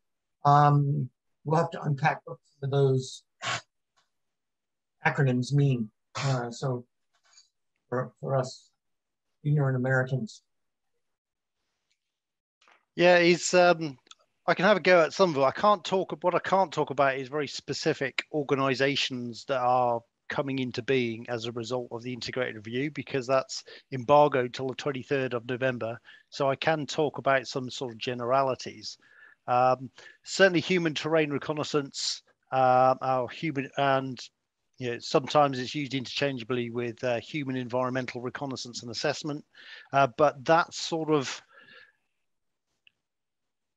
the line between essentially J2 and J9 is an evolving one for the UK, which is obviously specialist human intelligence is a very specific area. This human terrain reconnaissance is very different from that, and is probably closer to civil reconnaissance in sort of US terms. And we are certainly looking to increase our capability in that. With the addition of getting a real doctrinal understanding of how you bridge the sort of intelligence J9 gap, essentially, because quite often the civil reconnaissance product doesn't necessarily get fed into the overall J2 picture, but the human terrain reconnaissance is an effort to do that, and we are certainly going to increase our capability to do that, because the thing with persistent engagement is you have to understand what you're engaged with. So that sort of human engagement is a very important part of that. And in terms of defense engagement, which is DE, and persistent engagement, PE, clearly there is a problem if you are rotating people in and out of jobs very quickly. So one of the things we are trying to do is get more longevity in terms of regional expertise in this, so that people aren't changing jobs. They are moving as soon as they get competent in that job. And certainly the Rangers and some of our sort of specialist information activity career streams are developing, so that you get people that will come back to that and can really get in-depth knowledge of their regions as well. So yeah, I mean, persistent engagement works at sort of a global level, but also works at individual level as well. So we haven't got a direct equivalent of the foreign area officer in that sense, but that sort of level of persistence is what you need, and certainly linked to the global hub footprints, you will see sort of greater specialization and greater persistence in that case. Great. And I just want to pick up on something that maybe some of you have also picked up on. And that is what we're seeing is, so for someone like myself who's been kind of seized with, maintaining some sort of level of awareness about what's going on in UN, NATO, and of course our allies, and then the civil affairs world, is a convergence of terms, which I think has some interesting implications for us as an enterprise of enterprises, civil military at the civil military level. The term civil reconnaissance is not just a US term. I don't know if it's came from the US, so maybe we'll take credit for it, but it doesn't matter. It is a term that is being used more and more, and it is in fact it appears in the UN Infantry Battalion Manual of all places. And they talk about this, and they also mention the human terrain. And they also mention in the UN Infantry Battalion Manual the idea of civil engagement or civil military engagement. But civil military engagement was also mentioned in the NATO presentation. So the good news is that we're beginning to use more and more common terms, although they may have slightly different interpretations among the different different enterprises. But I just wanted to point that out. Vincent, I believe, yes, you have a, well, okay, let's go to just this one question here for Dave. You got another, Dave, you got a lot of questions. And then I'll get to two questions for Vincent. Historically, the civil military cooperation has been integrated so subtly across British society. Going forward, do you see a steady workup to continue and expand this engagement in the future? Not sure what it means there, but maybe you do. Yeah, I mean, there's, yeah, we've all got baggage of the past, and in the UK, in the same as the US, has, you know, there are certain, I'd say, concerns about the involvement of certainly regular military on the UK mainland, and our sort of our pretty long involvement in Northern Ireland in military assistance to civil power is part of that, and we haven't got a tradition of armed troops on the streets of the UK. I know France have got a completely different cultural background in that, and there are subtleties. I would say the military is being used a lot more now, probably as quite often as a bit of a sticking plaster, as a sort of lender of last resort, because we are a formed body of people that can come together quite quickly. You know, we don't routinely, you know, we can train people up to drive fuel tankers, drive ambulances. We haven't got that capability, but we have the training machine to produce people quite quickly, which really no other branch of government has. You know, you can't get large numbers of police officers, for example, without denuding the policing of a certain area. So I'd say there's less hesitancy to use us. Part of that was driven by things like the Olympics, which was actually seen as, you know, very positive in that sense, where we're essentially the military is brought in to bail out when the civilian security contractor couldn't provide the right number of people. So I would say, you know, we've always provided specialists, but I think there is less sort of as the Northern Ireland sort of image fades in people's minds. You know, it's a generation ago. You know, I'm the sort of generation that we still served in Northern Ireland, but most people since, you know, a lot younger than me, you know, don't have the same linkage. So we do have that bit of baggage that, you know, some people are squeamish about, but I'd say things like COVID and the Olympics, you know, change that view that actually, you know, we are an organized body of people that can turn a hand to all sorts of things. So I think government is more likely to use us, and certainly the reserves. You know, there's a lot less squeamishness about using reserves. You know, we've moved a long way since Oliver Cromwell cut the king's head off. But yeah, until very recently, the army only existed a year at a time because of that, because there was this reticence about a standing army having a coup, and that was the law was only changed in the last 20 years, bearing in mind that took place in the 17th century. These things linger quite a long time. So I'd say there's less squeamishness about it, and really I think it's part of that. You know, it goes back to that mention of societal resilience, and I think we're looking to more and more of this sort of total defense concept where everybody plays a part, and people aren't squeamish about it in the same way they used to be.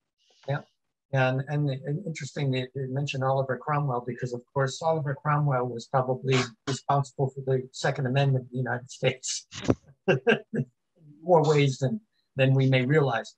So we shared a lot of great experiences, historical experiences. Okay, I know I've got some questions here for Vincent, and then there is a bunch of questions. Amelia, I see your hand raised. And so we'll get to you. Let me get to these questions for Vincent, and then since I think you have the lion's share of questions for Stephanie's, we'll move you. So Vincent, there's a question here. Do you foresee a growth in non-lethal targeting, engagement, and influencing, that is CIMIC and SIAP capacity within Canadian Special Operations Forces in the coming year? That's part one. Then, as a follow-on, as you separate CIMIC and PSYOPs, do you have a direction for advanced training in PSYOP content creation? There you are. Okay. I think Vincent's back. Well, good day, everybody. Good evening for some other else. So sorry, I was on another meeting before that, but now I'm able to join. So I'm Lieutenant Colonel Vincent Couturier. I'm an infantry officer, and since last July, the new CEO of the Influence Activity Task Force. So I apologize again for the presentation. I was looking to do a little coverage of the unit, but now you are up to speed, so I can answer to the question. One moment. So there was already a needs, a growth that was a requirement for a growth that was observed within CANSOF, and they were already engaging sometimes with us about it for the identification and clarification of the needs, as we are the appointed SMEs in that matters. Although with all the current events that have been covered by Eric earlier, we are still on the listening mode to see what will be the next step with them. Although within the Canadian Armed Force and the Army, we are the sole source of PSYOPs operators and PSYOPs planners for the incomings, let's say, operation mission in the near future. And for the CIMIC operators and CIMIC planners and then FOOPS planners, also at short notice, always the appointed source for those candidates for now. So for this, do you have something to add, Eric? Just that in terms of support to the other elements, that is one of the considerations in some of the restructuring to make allowance for how that is supported going forward. But what that looks like is going to be kind of a play back and forth in terms of them identifying their needs and a dialogue with the Army as the current sole provider, assisting them with either getting off their feet, generating their own capabilities, or the Army providing support to them. So actually, like, let's say is that the mission analysis about the needs have been done, has been pushed through the higher headquarters. We are still looking to receive what will be given to us and how we will be supporting the other entities. For the second question, so it was about the direction for advanced training in PSYOP content creation. There was a question about global warming before that. Yeah. So the question with global warming, how much focus Canada is putting on Arctic region security and area of interest domination. Let's say that it's not my domain of expertise, but let's say that Canada has refreshed its Arctic policy in 2018, and with the latest election that occurred in last October, we will see new directive about this. There is multiple program on place, economic program on place, development of capabilities and reinforcement of capabilities with the Rangers program in the north that is revamped. And I'm looking forward for more direction with the new policy and new mandate that will be established in the next coming months. Eric? Yeah, that's effectively it. And yeah, the direct tie-in from our angle in terms of supporting the policy and guidance as it comes out. The Rangers on ground are the Canadian military's presence in the north. So the ability to tie in with the local communities and existing personnel up there is through the Ranger program, which that could be a whole other discussion in itself on the kind of the unique nature of the environment and culture. But suffice to say, we can field questions on that one specifically offline if there's follow-ups on the Ranger program specifically. Great.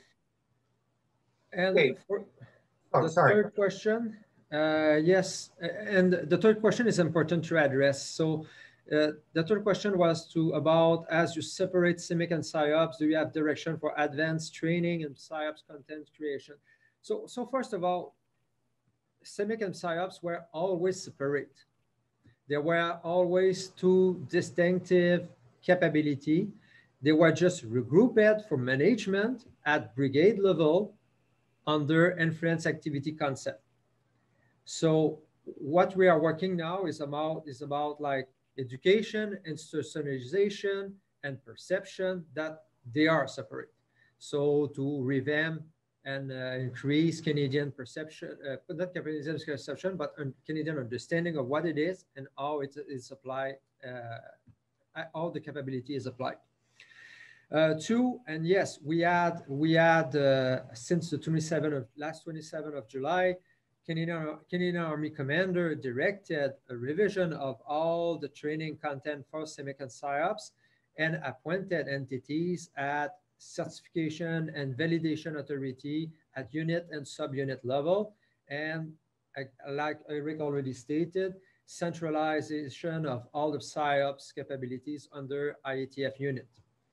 So, and yes, the revision of the content and the creation of content is already occurring. And as the SME are within IATF, we are supporting CAD-TC in that revision.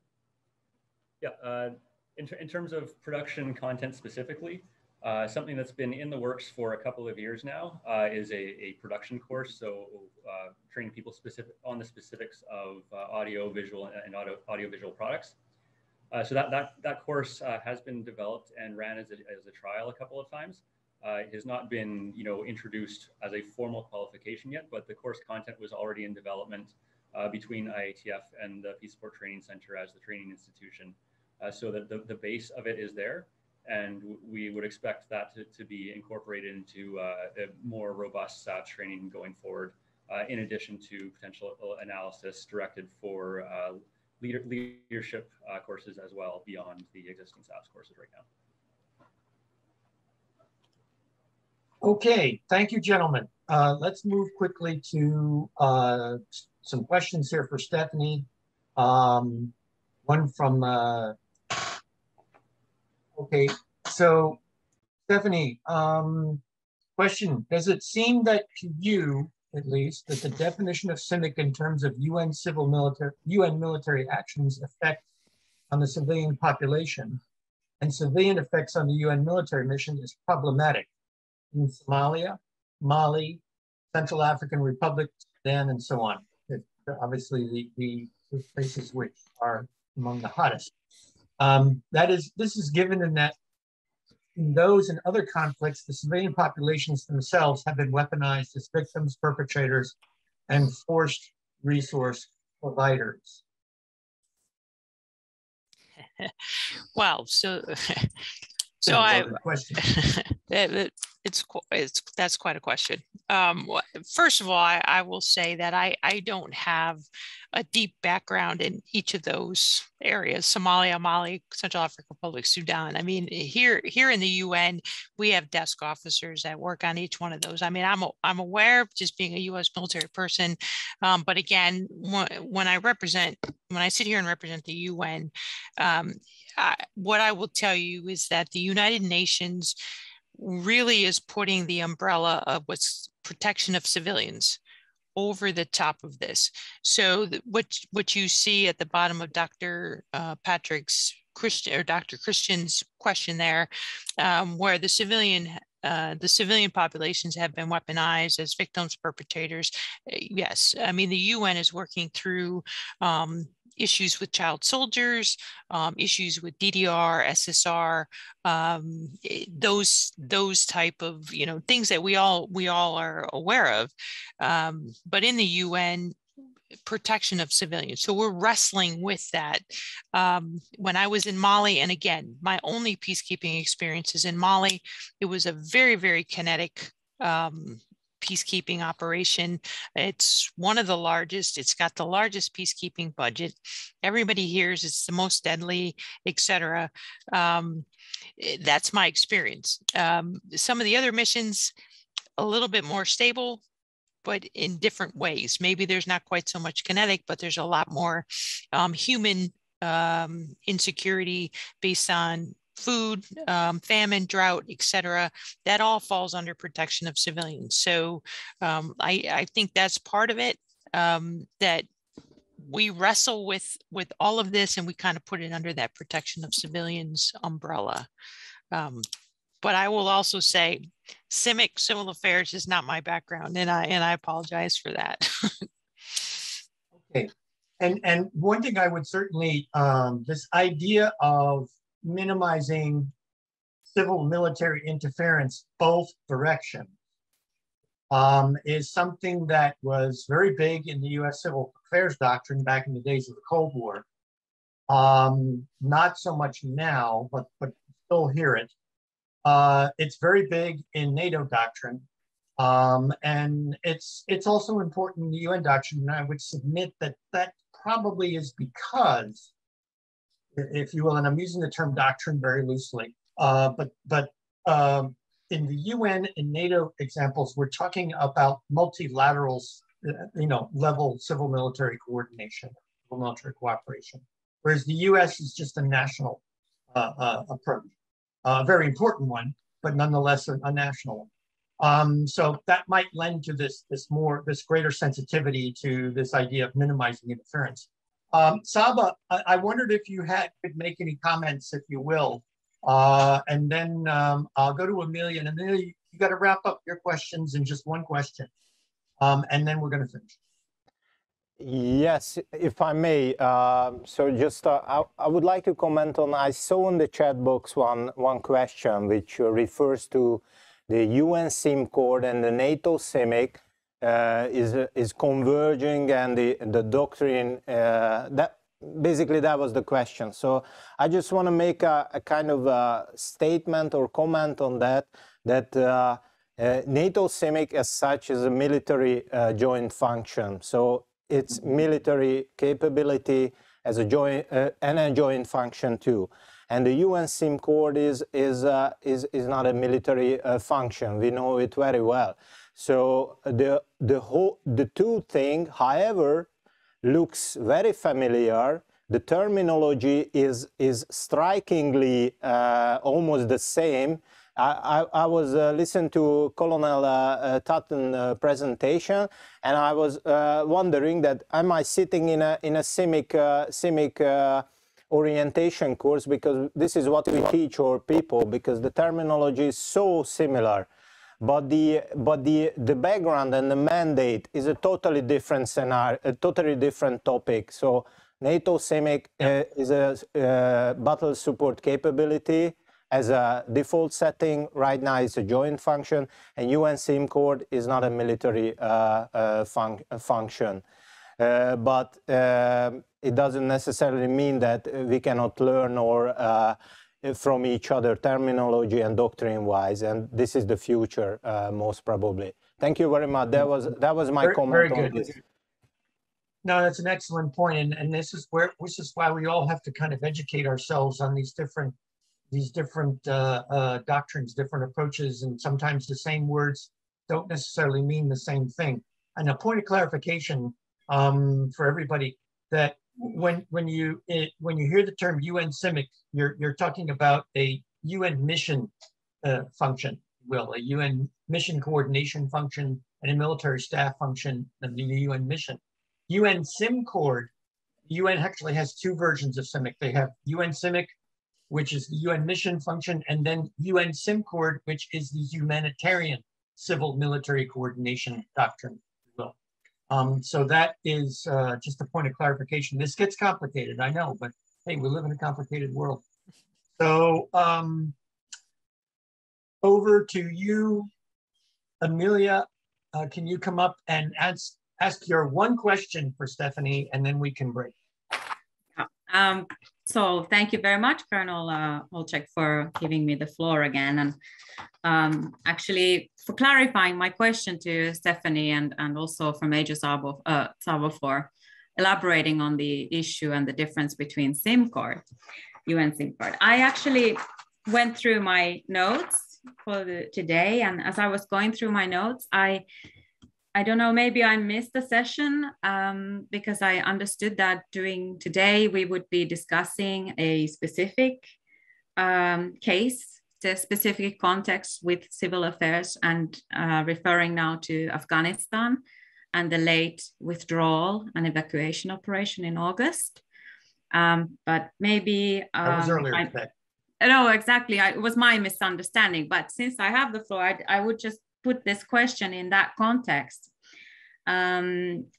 because, well, firstly, talking about Afghanistan, I really want to start with my deepest sympathies for the 13 US Marines and the 170 Afghan nationals who died in the attack on Abbey Gate in August, and then the hundreds of wounded people who were left after that attack.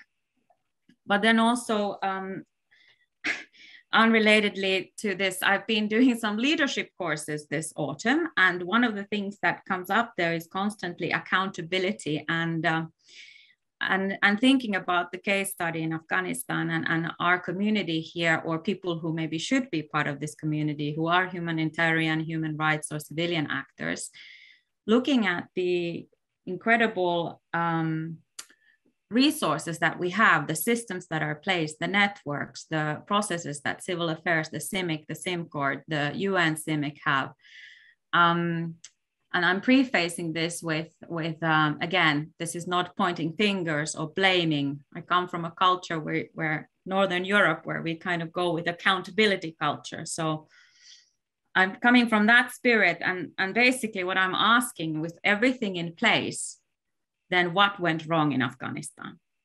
What happened? We've been preparing for this with all our agencies, all our actors, all these processes for 20, 25 years, from OCHA's side, from CIMIC Center of Excellence, from Civil Affairs with 100 plus years of experience.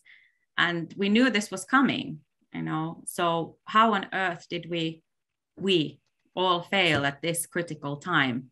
And how do we learn without proper lessons learned and after action review on the civil affairs and CIMIC side, together with the civilians? What went wrong in Kabul specifically? That's an easy one to end the conversation. Another entire symposium. Yeah. Well, but this much, if I may offer, I mean, yeah. while our friends are thinking of this, I think this is the great importance of our failure in Afghanistan collectively. If anything's come out of all of this mess, is that we really need to build this network, because it's not just a network for greater coordination, cooperation, effectiveness, decision making, all these other things, but just better learning.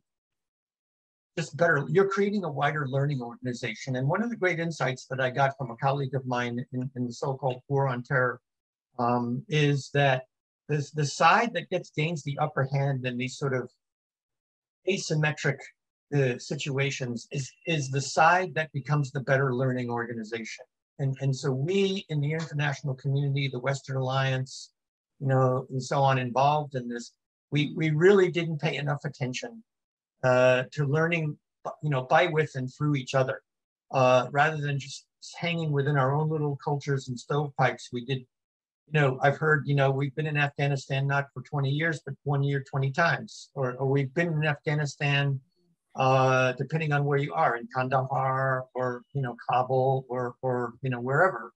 And so one hand is not knowing what the other's doing. So I think that the failure in Afghanistan, if anything, proves what we've already intuitively know, but we sort of took for granted and said, well, we'll get to that later. Well, the problem is when you get to it later gets here sooner than you think. And it catches up with you. And I think this is what happened. So I'll offer that perspective. Colonel, can I just say that knowing the context really well, I am surprised knowing that Kabul International Airport is next door to United Nations compound, where there were, up until recently this year, almost 18 UN agencies present, including OCHA in the country with the UN CIMCORD representatives.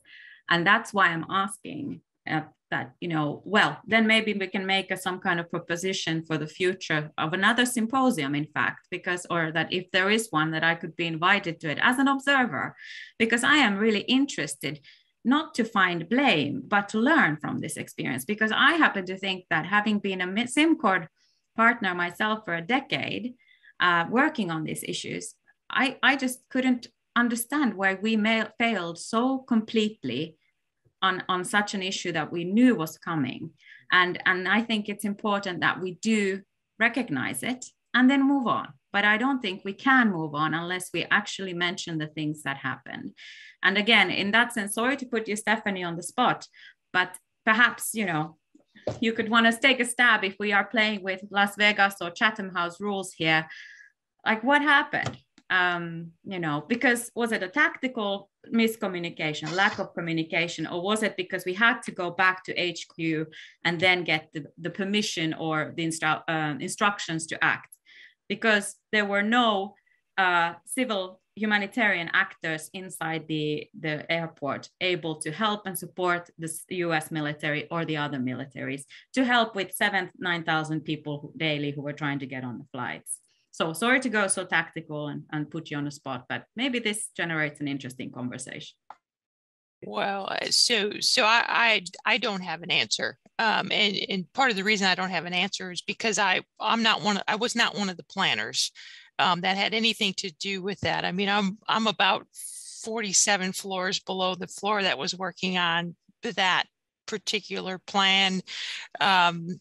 If we're under Chatham House rules, with just my background military experience, there was a part, and again, this is not my expertise. I've been a staff officer for quite a while, but the last thing you do is you give up security on your airfield, and that was one of the first things that happened. So there was a misstep there, and that's really all I can say. I apologize that that's probably not a satisfying answer in any regards.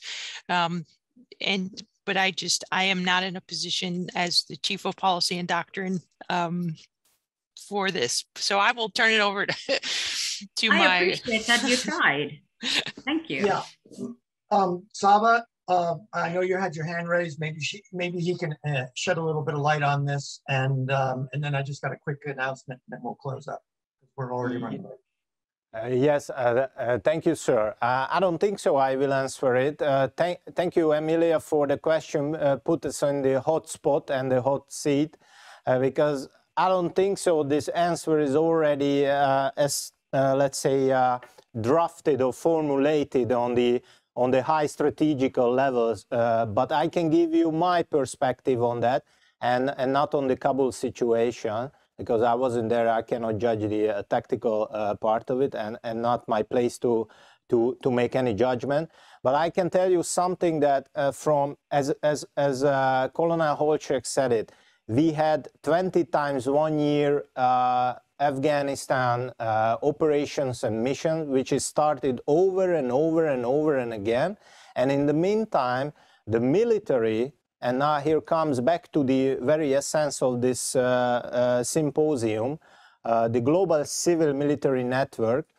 In the meantime, the military took a heavy load, I mean NATO and the US, to do a job which is not necessarily a military job, meaning leading development in a country which it's a highly challengeable terrain and a country itself.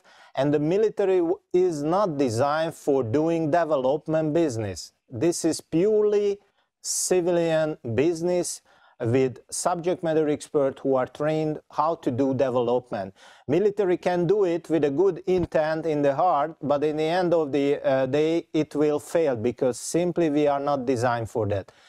Our main tasks were there to provide safe and secure environment and advise and train the Afghan forces and police forces. So maybe that can be one of the portion. That's my piece of golden wisdom on this topic. I did not answer your question, but I wanted to say this.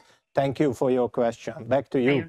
I appreciate it. It is a great question. It is an absolutely great question, but we unfortunately don't have time to really dive into it because we'd be here until midnight New York time, which means you all will be having breakfast. So we can't do that. But, you know, it's the old saying, right? Success has many fathers, but failure is an orphan. And what I am going to do though is open the idea to you, Emilia, that we have a platform called the Eunomia Journal on the Civil Affairs Association website, and we welcome the voices and submissions of all of our friends and partners, not just the civil affairs guys, but the CIMIC guys, the people from UN SimCorps, if you think you have some valuable insights to give us, to even make sure we've got the question right, you know. But from the perspective of someone like yourself, you would be wholly welcome to come on board and maybe write something that we could all start thinking about. And then a warning order to everybody who is presented today.